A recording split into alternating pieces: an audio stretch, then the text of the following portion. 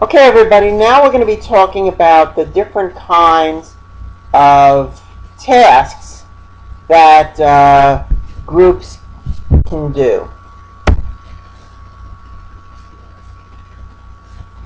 Okay? And according to Steiner, the quality of the performance of a group is based on the type of task the group is doing. Okay? So, for example, several questions to ask. One is the divisibility of the task. Is the task something that could be broken down into subtasks, or is basically everybody doing the same thing and can't be broken down? Quantity or quality? Is it more important to have a high number of pieces, essentially, that you've created, or is it more important that your performance be of the highest quality? So quality versus quantity, which is more important? Finally, interdependence. To what extent are the individuals in the group dependent upon each other in order to get the task done? Is there a circumstance where as long as some of the people are putting in their best effort, then things are going to be okay? Or is it a circumstance perhaps where the weakest link can screw it up for everybody? So that's the interdependence issue there that can be a factor. So let's look at the various task demands that Steiner did his analysis on. So let's start with divisibility. Can it be broken down or not? So the divisible tasks have various subparts. They have various roles that need to be played by people who have particular kinds of talents, let's say. So in one of the examples here, playing a football game, you can't have 11 quarterbacks on your team. You've got to have just one quarterback, and then you have the other different positions who have their various roles based on their particular talents, their particular skills.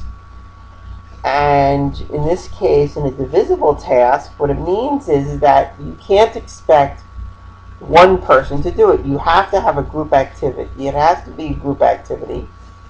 And it has to be one there where, some people do one part and some people do another part.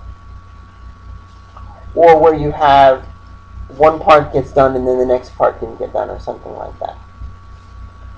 Unitary tasks do not have any subcomponents. Everybody is involved in the same activity.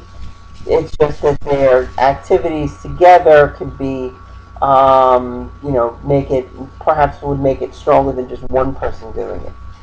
But basically, a unitary task, everybody's doing the same thing, such as pulling on a rope. Everybody if you have 5 people pulling on a rope, they're all doing the same thing.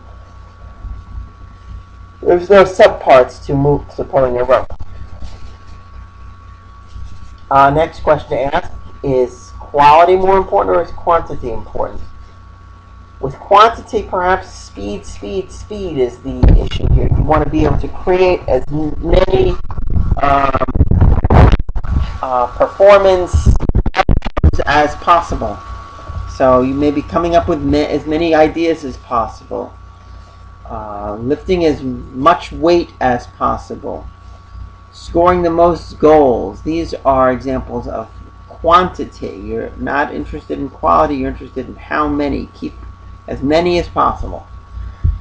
And that's called a maximizing task. An optimizing task is a task where you are looking for either the correct solution or an optimal solution. So developing the best answer, solving a math problem, these are examples of optimizing tasks. So you may want to develop a plan for a particular company, perhaps to improve their efficiency. And if you have a group that is working on that task, you're not looking for how many possible plans do you want to create. You want to recommend the best possible plan for the company that you might be working with as a consultant. Okay, the next question to ask is, how interdependent are the group members? So if you've got a group working on an activity, maybe you need to have input from everybody. Maybe each person has their own unique aspect that needs to be contributed. Maybe they are depending on each other, where if one person drops out, maybe can somebody else cover for that person, or are they unable to complete the task unless that other person is there? So these are the issues that might have to deal with that. So additive tasks are tasks where each individual's inputs are added together. And you can think about this as also the unitary task we've talked about before. Everybody doing the same thing. You want to add someone to the group, sure, add them on, and they're just going to be adding on to the complete total of the activity. So pulling on a rope is an example of that. More people, more gets done, and it's a matter of each additional person just adds on to the group's performance. Compensatory tasks. This is where everybody in the group takes a decision into account, and basically the decision is made by averaging the individual decisions. Sometimes you have people who are not particularly sure about how to answer. Not everybody is 100% sure. If not everybody is 100% sure, maybe a good idea to just take the best guesses from everybody and more or less average them out, because you figure that some people are going to be a little bit wrong on one end and other people are going to be a little bit wrong on the other end. Averaging out, you get close to what the true answer is. Disjunctive tasks. This is where you are trying to pick the best answer, pick the best solution, and each person is contributing, their own solutions perhaps, and the task is to select one from the group of possible products that are being produced. So you maybe have to pick one answer to a math problem. Everybody works on the math problem, and maybe you just ask the smartest kid in the room what's the answer, and you get that. And so with disjunctive tasks, you're looking at the various inputs, and you are picking the best solution from it. Tasks. This is a task where everybody has to play his or her part. It can't be, everybody has to do something here. You can't just take one person away and still be able to complete the task. Everybody who is assigned to the group in a conjunctive task has a particular role to play, everybody must contribute. So again, climbing a mountain is, so if the group wants to climb a mountain, everybody has to do it. You can't leave a man behind. Everybody has to play a role. Everybody is kind of pushing for each other, and you have to make it up to the top. Discretionary tasks are tasks where the group makes a decision about what they are, what they're going to do. So they get inputs from everybody, and they want to see how are we going to decide how to proceed at this point. So deciding how to shovel snow together, they may decide on one procedure versus another. Okay. So in other words, discretionary is kind of like the group is deciding which approach to take. So with additive tasks, an additive task is a task which there is a pretty big risk for both process coordination and particularly for social loafing. If it's just an additive task, every person addition gets added on to the group. Individuals who may not contribute as much, be part of a group, and may take credit for the group's success because their own individual non-contributions are not necessarily going to be noticed. But if you look on the whole, the productivity of an additive task is less than what it could be potentially just because of those process losses. And increasing the group size beyond a certain amount is going to lead to diminishing returns. Adding more is not necessarily going to make any difference. Like adding an 11th person is not going to make much difference to a 10-person, to the results from a 10-person group. Compensatory tasks, this is where you average all of the results.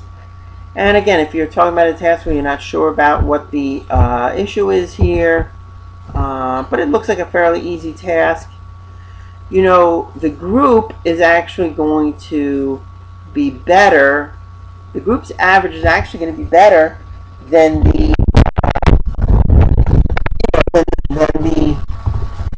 top 25%. So in other words, once especially in a large group, the average of a larger group is actually going to be even better than the best member. So that's the idea, the wisdom of the crowds effect.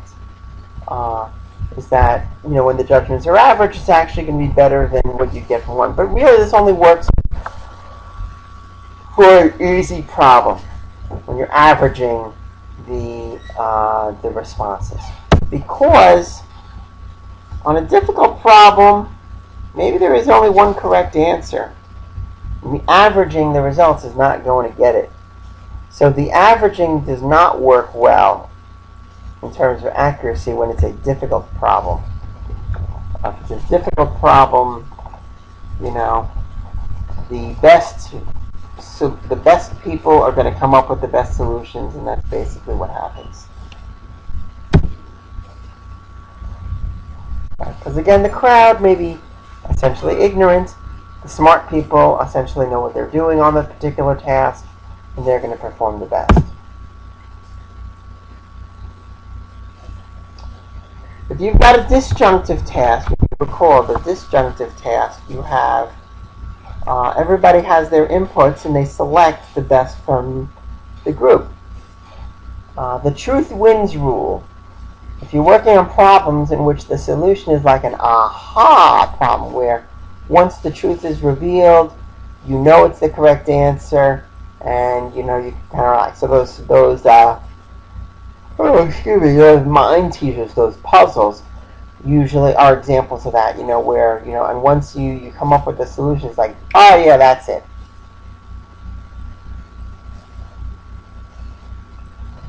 When you have non-eureka problems, these are problems that are not the aha, that's it, that's the answer. When you have those kind of problems, maybe you're not sure about what the right answer is, what the correct way to go is.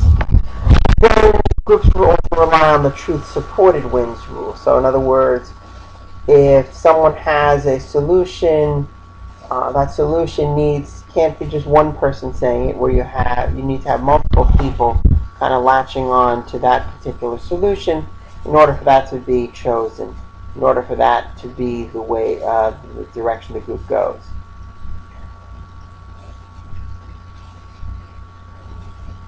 Groups are better at problems that do have a known solution rather than problems that have no clear right or wrong answer. When you think about it, once you come up with the correct answer, your task is done. You can, clap your hands and be finished. But with those judgmental tasks where you're not sure what the right answer is, you're just making your best guess. And sometimes group members can have some conflict, can have disagreements. They don't necessarily, know how to deal with the issue here because there's no clear right or wrong answer. Now with conjunctive tasks, the tasks are subdivided. Everybody needs to play his or her part. And if you have one person who is not capable of doing his or her part, that's kind of like the weakest link. And that is a person that actually can, essentially, the performance of the group on using the conjunctive task is is really as only good as its weakest member. You know. However, still in group activities like the polar effect, the poorest performing member, they know they're the poorest performing member, and they will strive to get better and better and better. Considering that circumstance. So the things can get better in these kind of circumstances. The weaker can become stronger.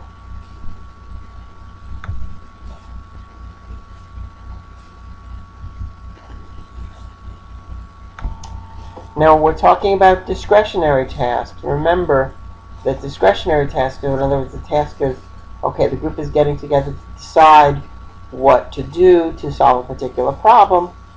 It might be a good idea for them to decide how they are going to, work on the task. How they're going to delegate responsibility, stuff like that. So you want to make sure, if you're in this discretionary task, that you're making the best kind of decision about how to, the various decision rules in your group based on what are the strengths of the group, and use that to kind of help you make that decision.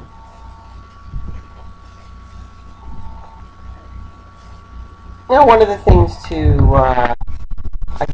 dream about, to hope for, is to get those process gains where in a group, maybe you can be in a group where you can be so super productive that actually the group's production is an increase over each individual's contribution. You can think about social facilitation being part of the possibility of process gains. But, certain kinds of, it doesn't seem to be a particularly common circumstance. Usually there are some process loss. I mean, the groups may perform pretty well, but overall there's still going to be process loss from individuals.